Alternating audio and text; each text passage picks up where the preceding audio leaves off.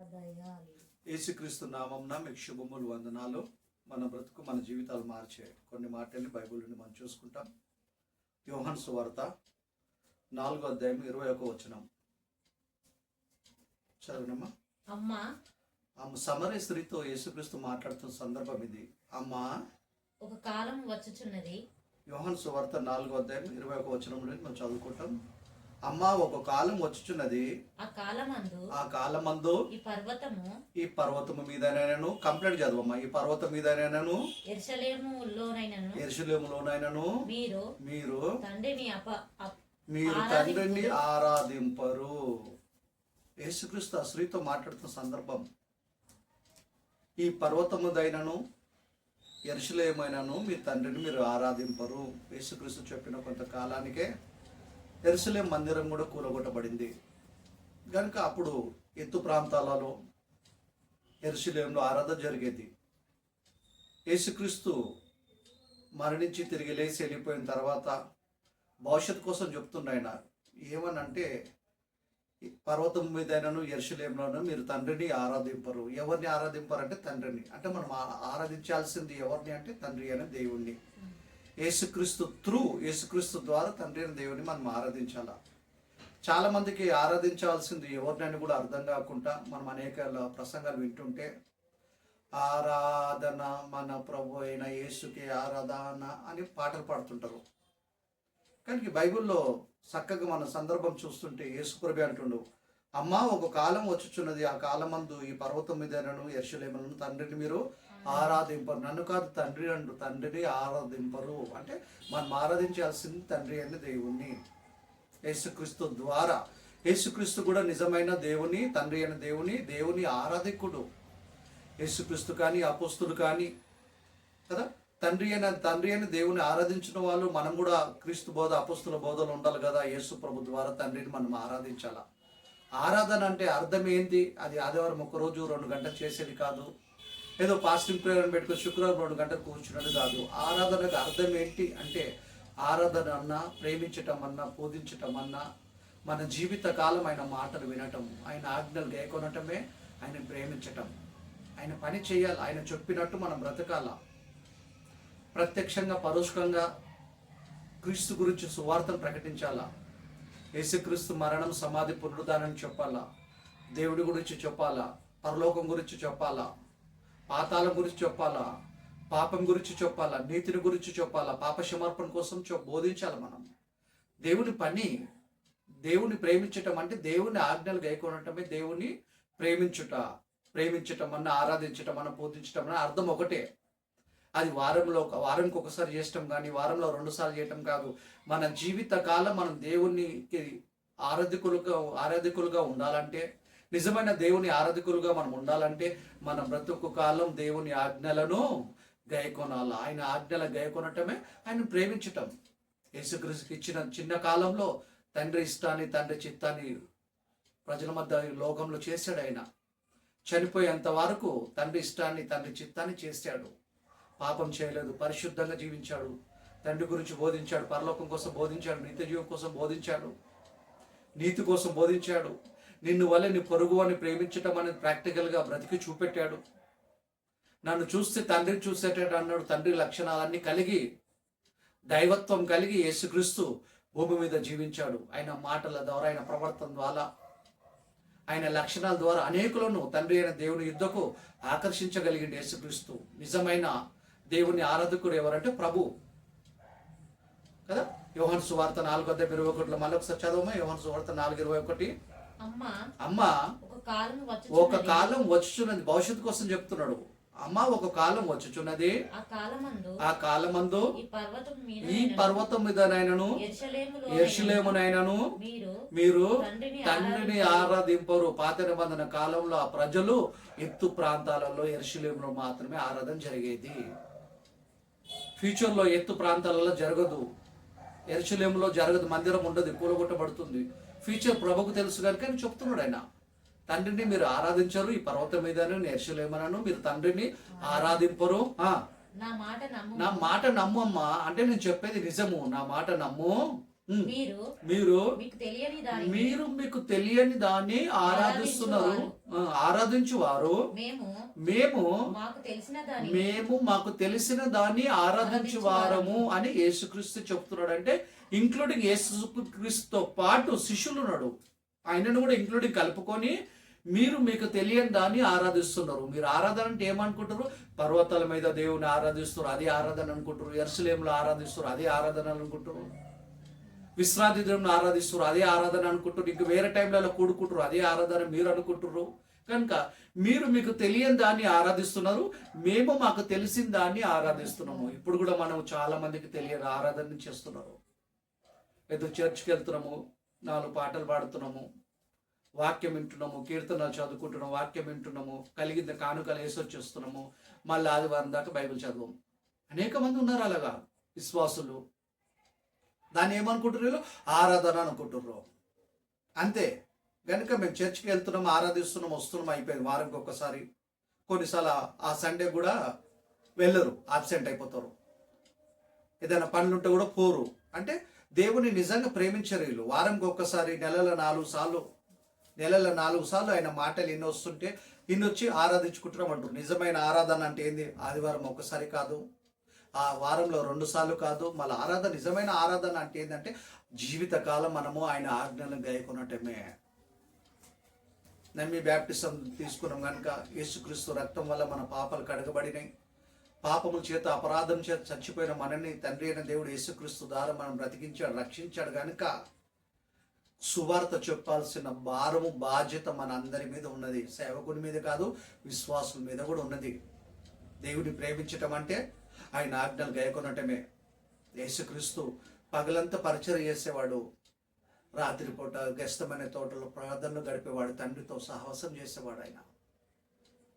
కనుక మన పనులు మనం చేసుకుంటూ సువార్త కార్యక్రమం మనం చేయాలా. మన విశ్వాసం మనం కాపాడుకుంటూ నీతిగా జీవిస్తూ మన పిల్లల్ని భక్తిగా పెంచుతూ లోకానికి ప్రత్యేకంగా మనం జీవించాలా. జీవితకాలం ఆయన ఇష్టాన్ని, ఆయన చిత్తాన్ని చేయాలా. ఆయన ఆజ్ఞలను మనం గాయకొనాలా. ఆయన ఆజ్ఞలను గాయకొనటమే ఆయన ప్రేమించటం. అప్పుడే మనము దేవుడికి నిజమైన ఆరాధకులం అవుతాము.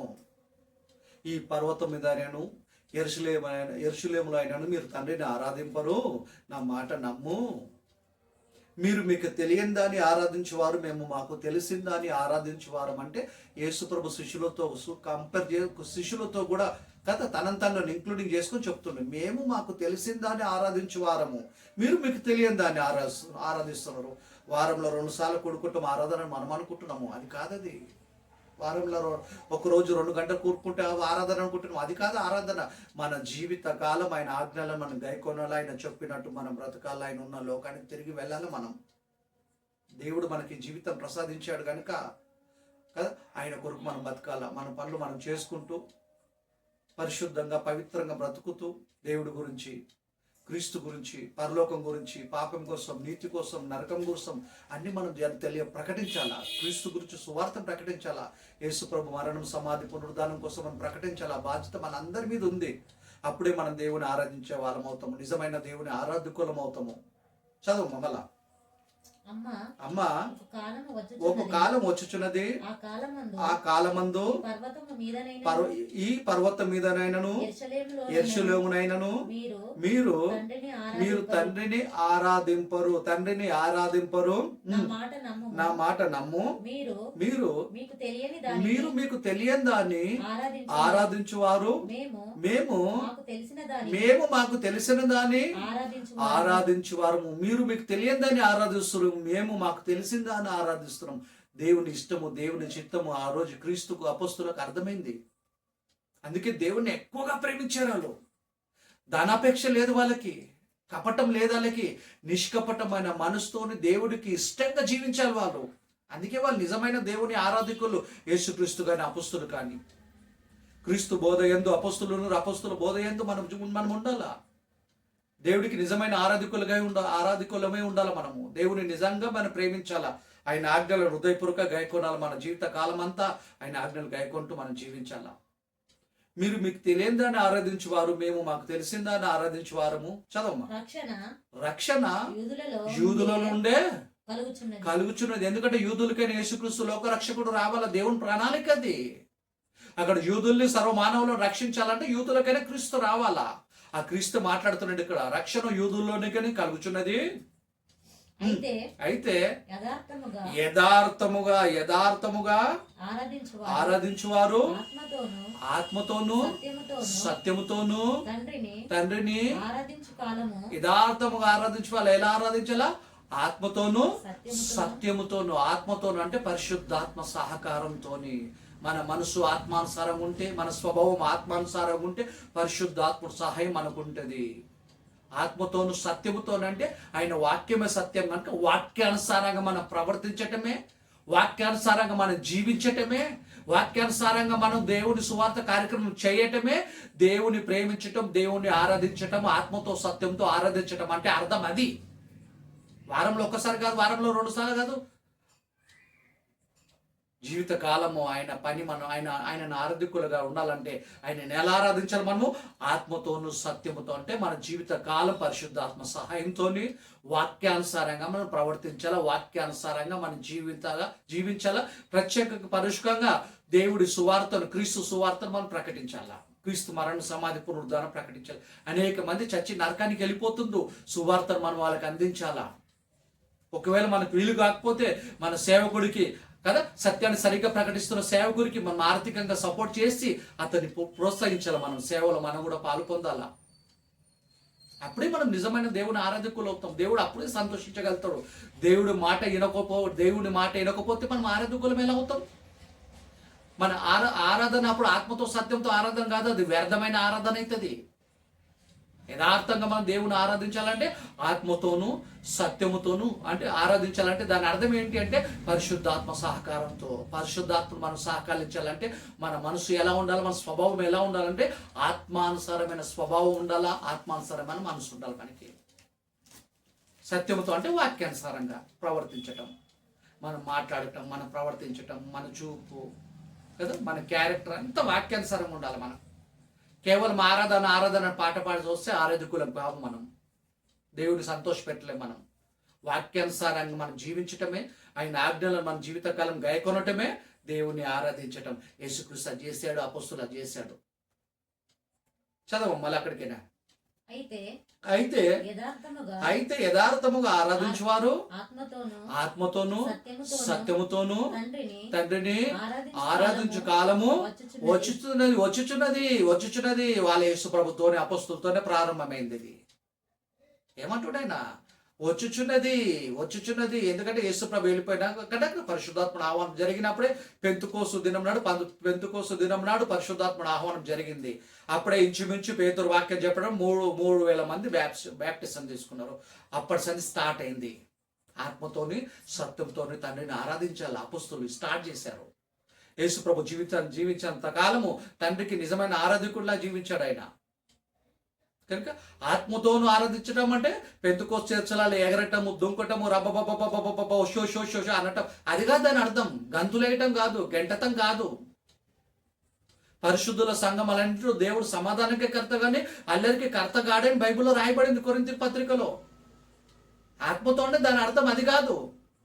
అపొస్తలులు పరిశుద్ధాత్మ పొందారు, యేసుక్రీస్తు మీదకి పరిశుద్ధాత్మను వచ్చారు. వాళ్ళు ఎక్కడ ఎగరేలే దుంకలే. మొదటి శతాబ్దం క్రైస్తవులు పరిశుద్ధాత్మ పొందారు, బ్యాప్టిజం తీసుకున్న వాళ్ళందరూ వాళ్ళు ఎక్కడ ఎగరేలే దుంకలే, వాళ్ళకి ఎక్కడ గంటలే, అల్లరి ఎక్కడ చేయలేదు. వాళ్ళు నిశ్శబ్దంగా ఉన్నారు. డిసిప్లిన్ సంఘంలో చర్చ్ డిసిప్లిన్ అంటారు. చర్చ్ డిసిప్లిన్ ఉండాలా. ఆత్మతో అన్నాడు కానీ రెఫరెన్స్ చూపెట్టి పెంతుకోస్తు చర్చలు ఎగురుతారు, దుంకుతారు. అది కరెక్ట్ కాదు, అది ఆరాధన కాదు, అది వ్యర్థమైన ఆరాధన. దాన్ని ఏమంటారంటే మానవులు కల్పించిన పద్ధతులు దేవోపదేశంలో బోధించుచు నన్ను వ్యర్థముగా ఆరాధిస్తున్నారు బాబు. అది వ్యర్థమైన ఆరాధన. అలా చేయకూడదు. మనం ఆత్మతో సత్యముతో అంటే దాని అర్థం ఏంటంటే ఆత్మానుసారమైన స్వభావం కలిగినప్పుడు పరిశుద్ధాత్ముడు మనకు సహాయం చేస్తాడు. స్వభావం ఆత్మీయంగా ఉన్నప్పుడు మన మనసు కూడా ఆత్మానుసారమైన మనసు కలిగి ఉంటాం. అప్పుడు మనం స్వభావాన్ని బట్టి అప్పుడు పరిశుద్ధాత్మ సహాయం చేస్తే ఆత్మతో సత్యముతో అంటే వాక్యానుసారంగా, వాక్యమే సత్యము గనక యథార్థంగా ఆరాధించేవాడు ఆత్మతోను సత్యంతోనూ ఆరాధించవాలని కాలము వచ్చుచున్నది, అది ఇప్పుడును కొద్ది పైకి చదవం మళ్ళీ ముందుకు. అయితే అయితే యథార్థముగా యథార్థముగా ఆరాధించువారు యథార్థముగా ఆరాధించువారు ఆత్మతోను సత్యముతోను తండ్రిని ఆరాధించు కాలము వచ్చుచున్నది. అది అది ఇప్పుడే వచ్చి ఉన్నది, నాతోని మాతోనే ప్రారంభమైంది. తన్ను అంటే తండ్రి అయిన దేవుణ్ణి, నన్ను అంటలేడైనా తండ్రిని తన్ను ఆరాధించువారు అట్టివారు కావాలనని తండ్రి కోరుచున్నాడు అనేది ఫుడ్ నోట్స్ ఉంటుంది. చదవమేముంది? చిన్న అక్షరం వెతుకుచున్నారు. మనం వెతుకుతాము కదా, ఎన్నో వెతుకుతుంటాము, కానీ తండ్రి అయిన దేవుడే వెతుకుతున్నంట. యేసుక్రీస్తు లాగా ఆత్మతో సత్యముతో నన్ను ఆరాధించే వాళ్ళు ఎవరైనా ఉన్నారా? అపొస్తలులాగా నన్ను ఆరాధించేవారు ఎవరైనా ఉన్నారా అని చెప్పి పరలోకమందున్న దేవుడు, తండ్రి అయిన దేవుడు వెతుకుచున్నాడంట. ఏదో ఆదివారం 2 గంటలు వచ్చి దేవుడికి ప్రార్థన చేసి కీర్తనలు పాడి కలిగింది ఏదో ఇచ్చి వెళ్ళిపోయి ఆశీర్వాదాలు తీసుకొని పోయేవారు కాదు. దేవుడికి కావాల్సింది జీవితకాలం దేవుని ప్రేమించే వాళ్ళు కావాలా, దేవుని ఆజ్ఞలు గైకొనే వాళ్ళు కావాలా, యేసుప్రభు అడుగు జాలలో యేసుప్రభు లాగా బ్రతికే వారు కావాలా దేవుడికి. క్రీస్తు బోధలో అపొస్తలులు ఉన్నారు, మొదటి శతాబ్దం క్రైస్తవులు ఉన్నారు, వాళ్ళలాగా బతికే వాళ్ళు కావాలని చెప్పి తండ్రి అయిన దేవుడు వెతుకుచున్నాడంట. అలాంటి వారు కావాలని నిజంగా మనం అలాగే జీవిస్తున్నామా? అలాంటి లక్షణాలు మనకున్నాయా? దేవుడికి ఇష్టంగా మనం జీవిస్తున్నామా? మన మనసు ఆత్మానుసారంగా ఉందా? మన స్వభావం ఆత్మానుసారంగా ఉందా? మనలో ఉన్న పరిశుద్ధాత్మ దుఃఖ పెట్టకుండా పరిశుద్ధంగా పవిత్రంగా జీవిస్తున్నామా? పొరుగు వాళ్ళని ప్రేమిస్తున్నామా? కపటమైన మనసుతో ఉంటున్నామా? నిష్కపటమైన మనసుతో ఉంటున్నామా? యథార్థంగా ఉంటున్నామా? దేవుడికి ఇష్టలుగా ఉంటున్నామా? మనము దేవుడికి విధేయులమవుతున్నామా? బైబిల్ వెలుగులో మనమే పరిశీలించుకుంటాం, పరిశోధిస్తాం. మనం ఎలా ఉన్నామో, మన తప్పులు మన పొరపాట్లు ఏమున్నాయో గుర్తుకు వచ్చినాయని ఆయన సన్నిధిలో ఏడ్చి ఒప్పుకుంటాం, విడిచిపెడతాం, దేవుడికి మరింత దగ్గర అవుతాం. యేసుక్రీస్తు లాగా తండ్రి అయిన దేవుడికి ఇష్టంగా మనం జీవిస్తాం. చిన్న జీవితానికి ఆశపడితే శాశ్వత జీవితం పోతుంది మనకి.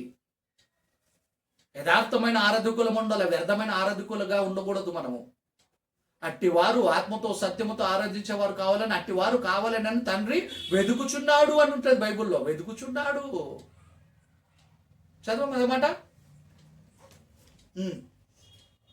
అయితే యథార్థముగా ఆరాధించువారు ఆత్మతోను సత్యముతోను తండ్రిని ఆరాధించు కాలము వచ్చుచున్నది. అది ఇప్పుడును వచ్చి ఉన్నది. తన్ను ఆరాధించువారు అట్టి వారు కావాలేనని తండ్రి కోరుచున్నాడు. యేసులాగా ఆరాధించే వాళ్ళు కావాలా? నా కుమారుడని యేసుక్రీస్తు లాగా ఆరాధించే వాళ్ళు కావాలా? జీవితకాలం మాట వినేవాళ్ళు కావాలా? నాకు చిన్న జీవితానికి ఆశపడకూడదు. నన్ను మర్చిపోదు, నా లోకాన్ని మర్చిపోదు, నా ప్రణాళిక మర్చిపోకుండా యేసుక్రీస్తు లాగా బ్రతకాల. యేసు ప్రభు తర్వాత అపొస్తలులు యేసు చెప్పినట్టు ఆయన అడుగుజాల్లో బతికారు. అలా బ్రతికే వాళ్ళు కావాలని చెప్పి తండ్రి కోరుచున్నాడు. ఆరాధనకు అర్థం అది. ఓ 2 పాటలు పాడి కీర్తనలు చదివి ఉత్తరగా వాక్యం ఒక అరగంట 20 నిమిషాలు విని, కొన్ని సంఘాలు పెద్దగా ఎక్కువ కూడా చెప్పొద్దు అంటారు, సైగ చేస్తారు బంద్ చేయమని. ఎందుకంటే కొన్ని చోట్ల స్పీకర్ పోయినప్పుడు నేను భరించిన బాధలు సైగలు చేస్తారు. తినేటప్పుడు మాత్రం వాడు కడుపు నిండి తినకుండా జరగడాడికెళ్ళి, కానీ బోధించేటప్పుడు మాత్రము కొద్దిసేపు కూడా వాక్య టైం లేట్ కావద్దంట. సైగలు చేస్తుంటారు, బంద్ చేయమని టైం చూసుకుంటారు. అంటే వాక్యం మీద వీళ్ళకి ఎంత ప్రేమ ఉందో చూసుకోండి. వాక్యం అంటే ఎంత గౌరవిస్తురో ఇలా అర్థం చేసుకోవాలి మనం. గనుక దేవుణ్ణి మనం కదా దేవుని ఎక్కువగా ప్రేమించాలి, ఆయన ఆజ్ఞలను గైకొంటూ కదా నిజమైన దేవునికి ఆరాధికులుగా ఉండాలి. ఆత్మతో సత్యంతో ఆరాధించే వేళ కావాలని తండ్రికి వెతుకుచున్నాడు. కనుక తండ్రి వెతుకుచున్నారు కనుక ఆయనను సంతోషపెట్టే పిల్లల్లాగా మనం భూమి మీద జీవించాలా. యేసుక్రీస్తు కోసం తండ్రి అని దేవుడు అన్నాడు. ఆయన బ్యాప్టిజం తీసుకున్నప్పుడు, పరిశుద్ధాత్మ వచ్చినప్పుడు, ఈయన నా ప్రియ కుమారుడు, ఈయనందు నేను ఆనందిస్తున్నా అంటాడు. ఆయన రూపాంతరం పొందినప్పుడు కూడా యేసుక్రీస్తు అంటాడు కదా, యేసుక్రీస్తు కోసం తండ్రి సాక్ష్యం ఇస్తాడు. ఏమని? ఈయన నా ప్రియ కుమారుడు, ఈయనందు నేను ఆనందిస్తున్నా, ఈయన మాట వినండి. అపోస్తలులు విన్నారండి ఆయన మాట. ధనాపేక్ష లేదు వాళ్ళకి, పాపం చేయలేదు, పరిశుద్ధంగా జీవించారు, పవిత్రంగా జీవించారు, నిష్కపట మనసుతో. అపోస్తలే కాదు, మొదటి శతాబ్దం క్రైస్తవులందరూ నిష్కపటమైన మనసు కలిగి అందరు సమస్థాపన అందరు సమాధానంగా ఏక మనసు కలిగి జీవించారు. అందరూ సంతోషంతో రొట్టె విరిచారు. వాళ్ళు మనకెందుకు లేదు ఆ సంతోషం, ఆ సమాధానం? అంటే దేవుని ఎక్కువగా ప్రేమించట్లేదు మనమే. దేవుని చేత ప్రేమించబడటం లేదు మనము. యేసుక్రీస్తు కానీ అపోస్తులు కానీ దేవుని ప్రేమించటం కాదు, దేవుని చేత ప్రేమింపబడిన వాళ్ళు. మనం దేవుణ్ణి ప్రేమించటమే కాదు, దేవుని చేత ప్రేమింపబడాలి మనం. అలాంటప్పుడు ఎలా అంటే యేసుక్రీస్తులా జీవించాలండి. మనం పరిశుద్ధంగా జీవితాలా, పవిత్రంగా జీవించాలా, దేవుని ఎక్కువగా ప్రేమించాలా, దేవుని పట్ల నిర్లక్ష్యం చేయకూడదు. మన ప్రవర్తన, మన క్యారెక్టర్ మనం కాపాడుకోవాలా. అప్పుడే మనం దేవునికి నిజమైన ఆరాధకులమవుతాం.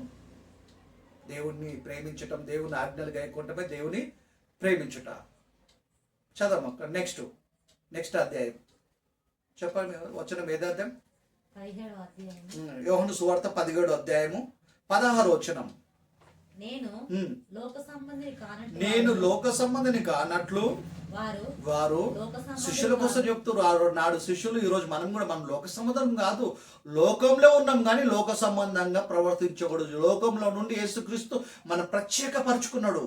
తండ్రి అయిన దేవుడు యేసుక్రీస్తు ద్వారా మనం ప్రత్యేకపరిచాడు. పాపముల చేత అపరాధముల చేత చచ్చిపోయిన మనని ఆయన రక్తం ద్వారా, యేసుక్రీస్తు ద్వారా ఆయన రక్తం ద్వారా మన పాపాలకు క్షమాపణ కలగజేసి క్రీస్తు ద్వారా మనల్ని బ్రతికిచ్చాడు. లోకం నుండి ప్రత్యేకపరిచాడు మనని. నేను లోక సంబంధిని కానట్లు లోక సంబంధులు కారు. మళ్ళీ చదవమ్మ యోహాను సువార్త 17:16. నేను లోక సంబంధుని కానట్లు లోక సంబంధులు కారు. అక్కడికే చదవమ్మ. లోక సంబంధిని కానట్టు వారును. నేను లోక సంబంధుని కానట్లు లోక సంబంధులు కారు. మళ్ళీ మిస్టేక్ అవుతుందమ్మా, కరెక్ట్ చదువు. నేను లోక సంబంధిని కానట్టు వారును. నేను లోక సంబంధిని కానట్లు వారును లోక సంబంధులు కారు. సత్యమందు వారిని ప్రతిష్ఠ చేయుము. నీ వాక్యమే సత్యము. అంటే వాక్యానుసారం మనం జీవించటమే. పరిశుద్ధాత్మ సహకారంలో ఆయన సపోర్ట్ ద్వారా మనము ఉండటమే. ఆత్మతోను సత్యంతోను దేవుని ఆరాధించటం అంటే. మళ్ళీ అల్లేనా యోహాను సువార్త 15వ అధ్యాయము 19వ వచనం. 15-19. మీరు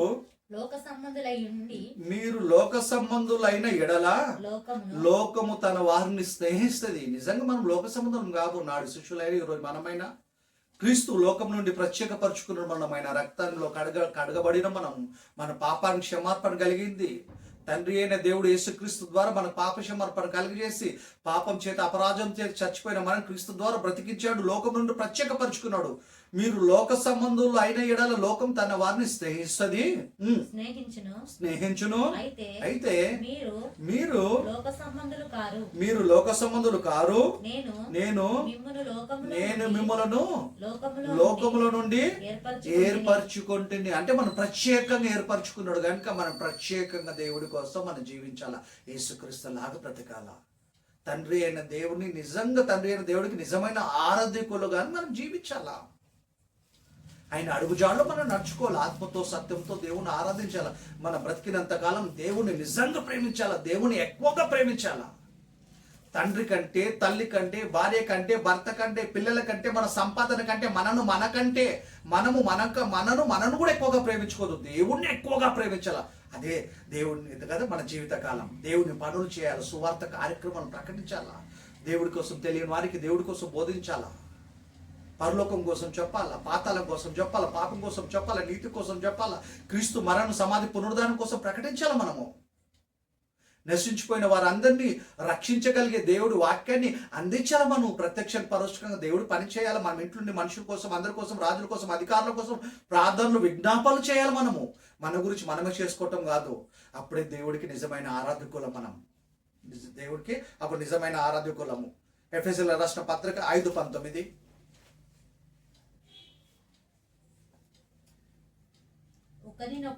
ఒకరికి ఒకడు కీర్తనలతోను సంగీతములతోను ఆత్మ సంబంధమైన పాటలతోను హెచ్చరించు. పాటల ద్వారా ఎలా ఉండాలి? పాటలు కూడా అర్థంతో కూడిన పాటలు ఉండాలి. వ్యర్థమైన పాటలు ఉండకూడదు. డిసిప్లిన్ ఉండాలి. సంఘంలో సమాధానం ఉండాలి. అల్లరి ఉండదు. పెంతెకోస్తు చర్చలు లొలి పెడుతున్నట్టు లొలి పెట్టకూడదు. ఆత్మ వచ్చింది అండి. ఆత్మ వస్తే ఎవరు దుంకరక్కడ. తప్పుడు పోతుంది అంతా. దేవుని పేరంటే అపవాది అల్లరి చేపిస్తుంది అక్కడ. మీరు గమనించాలా. బైబిల్ బాగా పరిశోధించాలా, చదవాలా. మనము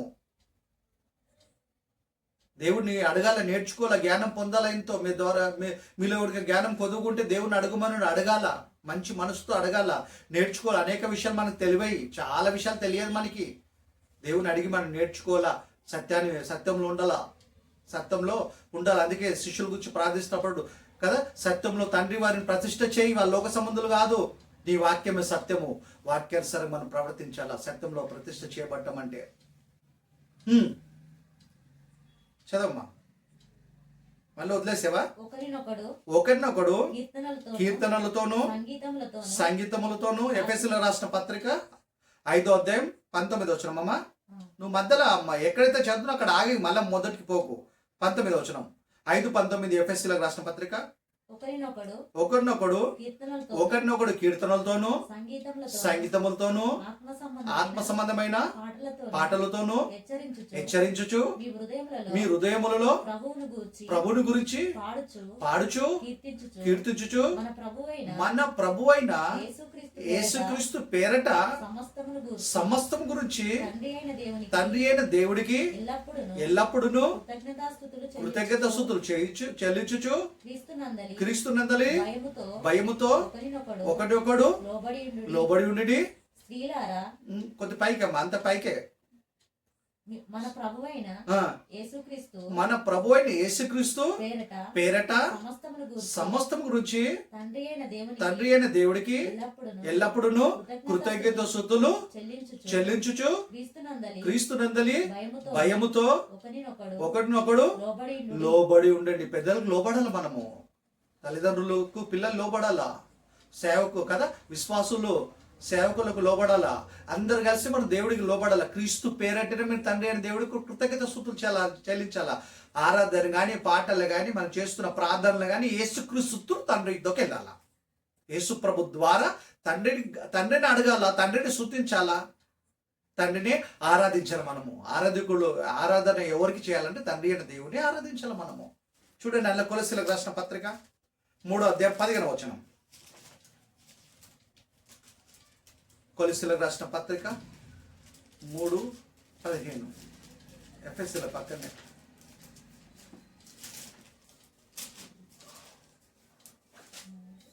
15. ఫిలిప్పి ఉంటుంది, ఫిలిప్పి పక్కనే. క్రీస్తు అనుగ్రహించు సమాధానము మీ హృదయములలో ఏలుచుండనియండి. సమాధానం ఉండాల, సంఘంలో సమాధానం ఉండాల. పరిశుద్ధాత్ముడు వచ్చురని ఎగరటం, పెంతుకోసు చేల్చాలా, లేదా మ్యూజిక్ గట్టి కొడుతుంటే ఎగురుతుంటారు, దుంకుతుంటారు, అబ్బబ్బబ్బబ్బబ్బబ్బబ్బ అంటుంటారు. తప్పింది అంతా, వాక్యానికి విరోధం ఇది. సమాధానంగా ఉండాలి మనం. పరిశుద్ధుల సంఘములన్నింటిలో దేవుడు సమాధానానికే కర్త అని దేవుడు రాయించాడు. అల్లరి ఉండకూడదు, అల్లరి కర్త గాడైనా, అల్లరికి కర్త అపవాది. వాడు ఎక్కడుంటాడు అక్కడే లొల్లి, నీచ కార్యములు, ఎగరటము, దుంకటము, గెంటులేయటము. ఏది సంఘాలలో, కొన్ని సంఘాలలో ఆరాధన పేరట దేవుని ఆరాధిస్తున్నాం అనుకుంటారు వీళ్ళు. వ్యర్థమైన ఆరాధన చేస్తున్నారు వీళ్ళు. వ్యర్థమైన ఆరాధనను చేయటానికి అందరినీ ప్రోత్సహిస్తారు వీళ్ళు. అందుకే ఇలాంటి బోధ వింటున్న వాళ్ళు మీరు అలర్ట్గా ఉండండి, జాగ్రత్త ఉండండి. ఎక్కడ అపోస్తులు చేయలేలాగా, ఎక్కడ మొదటి శతాబ్దం క్రైస్తవులకు ఎక్కడ సంఘంలో ఆరాధనలే, ఎగరలే, దుంకలే, ఎక్కడాలు సమాజం కూడుకున్నప్పుడు. పరిశుద్ధాత్ముడు వచ్చినప్పుడు కూడా వాళ్ళు ఎక్కడ భాషలు మాట్లాడారు. వాళ్ళు బైబిల్ పరిపూర్ణంగా రాయబడలేదు కనుక అప్పుడు అవసరం కనుక కొంతమంది రాయబడలేదు కనుక అవసరం అప్పుడు మాట్లాడారు. ఇప్పుడు మీనింగ్లెస్ అంతా. ఎలాగుందంటే దేవుడి పేరట అల్లరి జరుగుతుంది. Original label, duplicate medicine. దేవుని పేరట తప్పుడు బోధ, కల్తీ బోధ మనకు అందిస్తున్నారు. ఇదే కల్తీ బోధ కంటిన్యూ మనకు అవుతే, ఆత్మలు మనము దేహాన్ని వదిలిపెడితే ఖచ్చితంగా సరాసరి నరకానికి జారిపోతాము. అక్కడ పాతాళంలో ఉపాయం ఉండదు, పని ఉండదు మనం చేయటానికి. ఇక్కడ ఉన్నప్పుడే మనం సత్యాన్ని గ్రహించాలా, సత్యంలో ఉండాలి, చేసిన పాపాలు పశ్చాత్తాపడి ఒప్పుకొని విడిచిపెట్టాలా. ధనవంతుడు నరకానికి వెళ్ళాడు, ఒప్పుకునే అవకాశం ఉన్న వీలు కాదు అక్కడ. అందుకే మనం కరెక్ట్ కావాలన్నా, కరెక్ట్ బోధలో మనం అప్డేట్ కావాలన్నా ఇక్కడ ఉన్నప్పుడే మనం మారాలి. బైబిల్ బాగా చదవండి, పరిశోధించండి, ప్రార్థన చేయండి, దేవునితో ఎక్కువ సాహసం చేయండి. నోటికొచ్చింది మాట్లాడకండి, మనసుకు వచ్చింది చేయకండి. కుటుంబం ప్రార్థనలు చేసుకోండి, మీ పిల్లల్ని భక్తిగా పెంచండి. మీరు భక్తిగా ఉండండి, పిల్లల ముందు గొడవ పడకండి భార్య భర్తలారా. చెడ్డ మాటలు తిట్టుకోకండి, నువ్వెంత నేనంత అనుకోకండి. ఇవన్నీ దేవుడికి వ్యతిరేకమైన, అప్పుడు నిజమైన దేవుని ఆరాధకులు కాము మనము. కొలస్సీ పత్రిక చదవమ్మా, 3:15. క్రీస్తు అనుగ్రహించు సమాధానము క్రీస్తు అనుగ్రహించు సమాధానము మీ మీ హృదయములో ఏలుచుండని ఏలుచుండే. నిజంగా క్రీస్తు సమాధానం మన హృదయంలో ఉంటే మన కుటుంబంలో ఏం తిన్నా అండి, గంజితో తిన్నా కారంతో తిన్నా సమాధానంగా ఉంటామండి. పైసలు ఉంటేనే సమాధానం అనుకుంటే పొరపాటది. పైసలతో అన్ని సుఖాలు ఉంటాయంటే తప్పది. సమాధానం అనేది, పీస్ అనేది దేవుడి వల్లగా రావాలి మనకి. ఏ కుటుంబంలో అయితే కుటుంబం ప్రార్థన ఉండదో, వ్యక్తిగత ప్రార్థన ఉండదో, వాక్యానుసారం బతకడానికి ఏ కుటుంబ సభ్యులు అయితే ప్రయత్నించారో ఆ కుటుంబంలో సమాధానం ఉండదు, అల్లరి ఖచ్చితంగా ఉంటుంది. మొదటి శతాబ్దం క్రైస్తవులు ఎంత సమాధానంగా ఉన్నారు. కుటుంబం కాదు, వారు అనేకమైన ఆ ప్రాంతంలో ఉన్న వాళ్ళు ఏక మనసు కలిగి ఉన్నారు, వాళ్ళు సమాధానంగా ఉన్నారు. వాళ్ళు మన కుటుంబంలో ఉండలేము. భార్య భర్త మధ్యలో లేదు సమాధానము, సేవకుడి మధ్య, విశ్వాసుల మధ్య లేదు, తల్లిదండ్రుల మధ్య లేదు, పిల్లల మధ్య లేదు. ఏది అంటే వాక్యం పనిచేస్తలేదు, చేస్తుంది వాక్యం, మనమే అవకాశం ఇస్తలేము. దేవుడు మనలో పనిచేయాలంటే, దేవుడు వాక్యం మనం పనిచేయాలంటే మనం అవకాశం ఇవ్వాలా. దేవుడు బలవంతంగా వచ్చి మనం మార్చడు. మనకు ఉండాలి ఆశ, ఆసక్తి. క్రీస్తు అనుగ్రహించు సమాధానం మీ హృదయంలో. కొలస్సీ 3:17 అమ్మా, చదవమ్మా. క్రీస్తు అనుగ్రహించు సమాధానం క్రీస్తు అనుగ్రహించు సమాధానము మీ హృదయములలో ఏలుచుండనియండి. మీరు ఆపకండి, డిస్టర్బ్ చేయకండి. ఆయన సమాధానం ఉండమని చెప్తుండు, సమాధానం ఉండటానికి సాయం చేస్తుండు పరిశుద్ధాత్మ ద్వారా. మనం ఎందుకు కోపం తెచ్చుకుంటున్నాం? మనకి ఎందుకు కోపం కంట్రోల్ అవుతలేదు? మన నోరు ఎందుకు కంట్రోల్ అవుతలేదు? నోటుకొచ్చింది ఎట్లా మాట్లాడుతున్నాం మనం? నాకు తెలిసిన ఒక కుటుంబం ఉండరు, అర్థమైందా? చెడ్డ మాటలు తిట్టుకుంటారంట. చర్చికి పోయి ప్రార్థన చేస్తారు, పాటలు పాడతారు, ఎగురుతారు, దుంకుతారు, కానీ చెడ్డ మాటలు తిట్టుకుంటారు. చుట్టుపక్కల వాళ్ళు ఇన్న వాళ్ళు చెప్తున్నారు.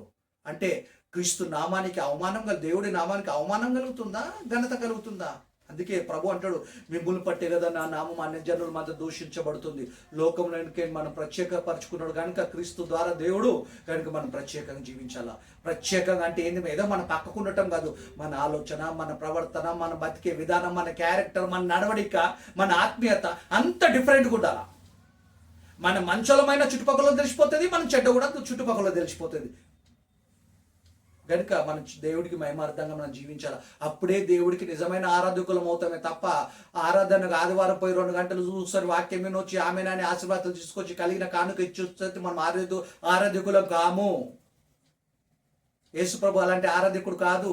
అపొస్తలులు అలాంటి ఆరాధకులు కాదు. మొదటి శతాబ్దం క్రైస్తవులు అలాంటి ఆరాధకులు కాదు. వాళ్ళు దేవుడు ఎక్కువగా ప్రేమించారు.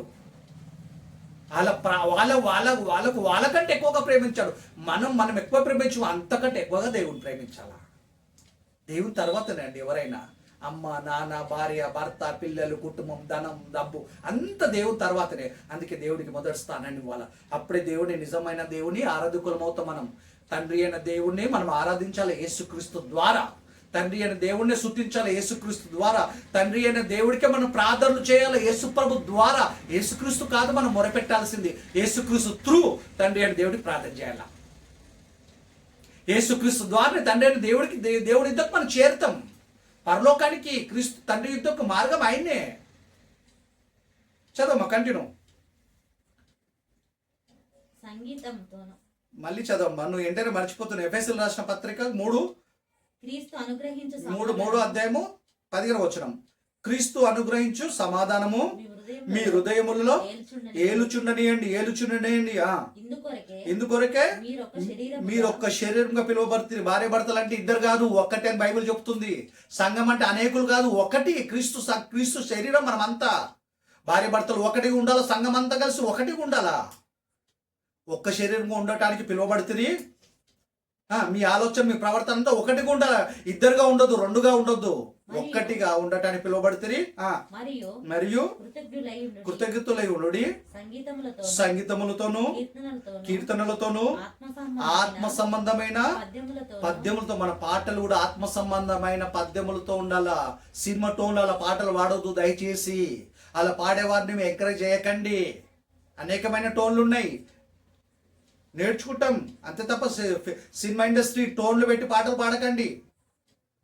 అలాంటి పాటలు వినకండి. ఒకరికి ఒకడు ఆత్మ సంబంధమైన పద్యములతోను ఆత్మ సంబంధమైన పద్యములతోనూ ఒకనికి ఒకరికొకడు బోధించుచు బోధించుచు బుద్ధి చెప్పుచు కృపా కృపా సహితముగా మీ మీ హృదయములలో దేవుని గురించి గానము చేయుచు సమస్త విధమైన జ్ఞానముచో క్రీస్తు వాక్యము మీలో సమృద్ధిగా నివసింపనీయండి. దేవుడు వాక్యం, క్రీస్తు వాక్యం మన హృదయంలో కదా సమృద్ధిగా నివసించాలి. సమృద్ధిగా వాక్యం ఉందనుకో, చెడు మాట మాట్లాడామండి, బూతు మాటలు రావండి మనకి. దేవుడికి అవిధేయులం కాదు, మనమి దేవుడికి విధేయులం అవుతాం. అవసరాన్ని బట్టి దేవుని దగ్గర రా. మనము అన్ని పరిస్థితుల్లో దేవుడి మీద ఆధారపడతాం. అన్ని పరిస్థితుల్లో దేవుని ఆజ్ఞలు గైకుంటాం. దేవుడికి ఇష్టలుగా మనం ఉంటాం. దేవుడికి నిజమైన ఆరాధకులుగా ఉంటాం. ఎప్పుడు క్రీస్తు వాక్యం మన హృదయంలో సమృద్ధిగా ఉన్నప్పుడు అలా ఉండగలుగుతాం మనం. కనుక మన పాటలు ఏముండాలా కదా, మన దేవుని స్తుతించటంలో, గణపరచటంలో, ఇతరుల్ని పాటల ద్వారా మనం ఏం చేయాలి? హెచ్చరించాలి. హెచ్చరిక ఉండాలి, పాటల్లో ఆదరించటం ఉండాలా, అనేకులను దేవుని యుద్ధకు తీసుకురావటంలో ఉండాలి.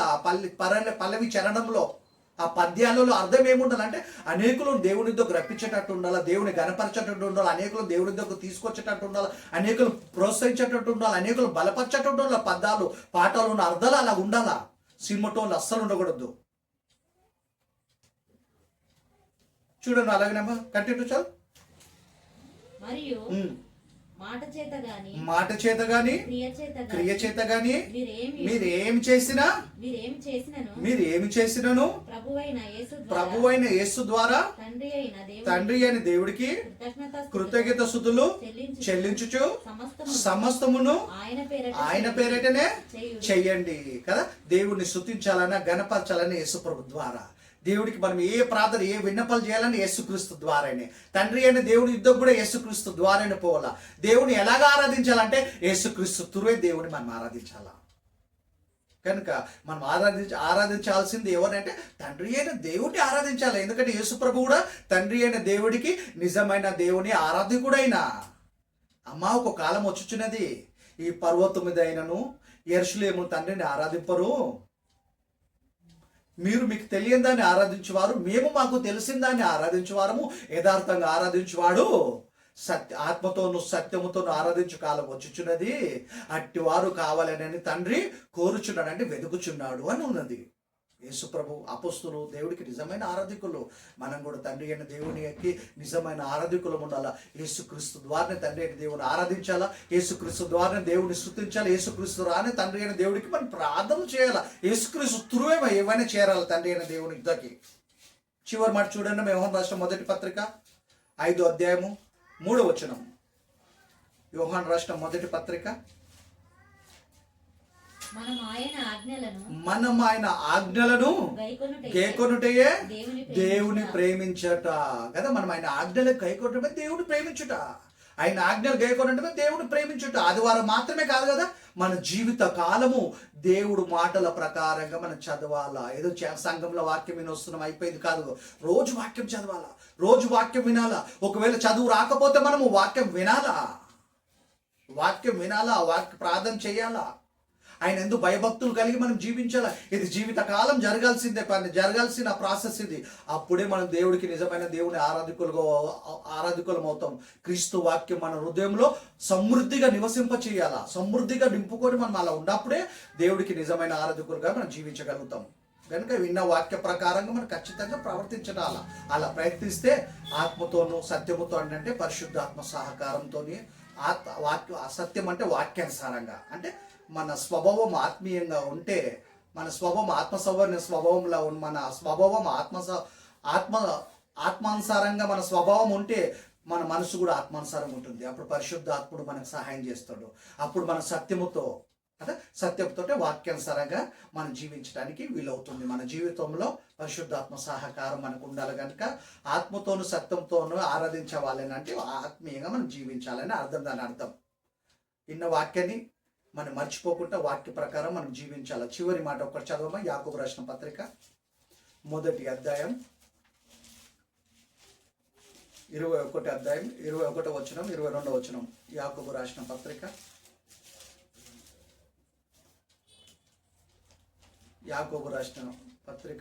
1వ అధ్యాయము హెబ్రియల తర్వాత పేతురు కంటే ముందు మొదటి అధ్యాయము 21-22.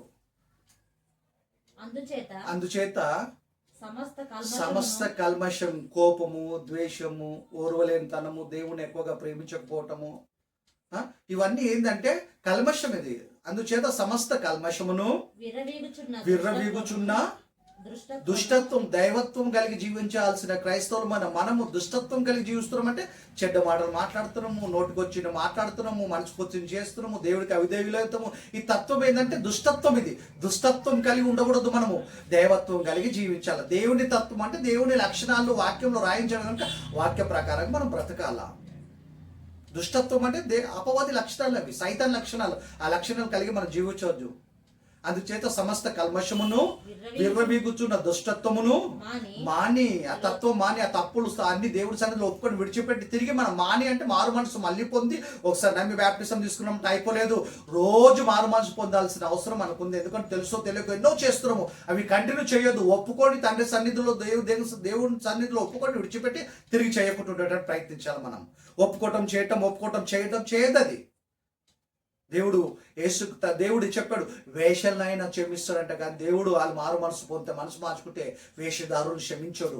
దేవుని దృష్టిలో వేషధారంగా ఉండొద్దు. మనము మన పాపాలు కప్పుకోకుండా ఒప్పుకొని విడిచిపెడితే మనం కనికరించబడతాం. మన పాపాలు, మన మనసు, మన స్థితి ఎవరు తెలియకపోవచ్చు, దేవుడికి మాత్రం మన హృదయం తెలుసు కనుక ఒప్పుకొని విడిచిపెడితే మేలు మనకి. అందుచేత సమస్త కల్మషమును విర్రవీగుచున్న దుష్టత్వము మాని లోపట నాటబడిన మీ ఆత్మలను మాంసంతో, వెముకలతో, నరములతో ఉన్న ఈ గూట్లో, మాంసం గూట్లో మనను నాటాడండి. దేహంలో దేవుడు ఒక మొక్క నాటినట్టు ఆత్మలను మనం నాటాడిలా. అందుకే అంటుడు, లోపట నాటబడిన మీ ఆత్మలను రక్షించుటకు శక్తిగల వాక్యము. అంటే మనం చదువుతున్న వాక్యం మన ఆత్మలను రక్షించే శక్తి ఉంది. విధేయత చూపెడితే కదా పరలోకాన్ని తీసుకెళ్తే ఇదే వాక్యం. ఒకవేళ దేవుడికి అవిధేయులమైతే ఇదే వాక్యం మనని నరకాన్ని పంపించేస్తుంది. లోపల నాటబడిన మీ ఆత్మలను రక్షించుటకు శక్తిగల వాక్యమును సాత్వికముతో మీరు అంగీకరించాలి. దేవుడు మనతో మాట్లాడాడు, మన మార్పిడి కోసమే మాట్లాడాడు. మన మనసు కఠినం చేసుకోకుండా మనం మారుతాం. లోపల నాటబడిన మీ ఆత్మలను లోపల నాటబడిన మీ ఆత్మలను రక్షించు శక్తిగల వాక్యమును స్వాత్వికముతో మీరు అంగీకరించండి.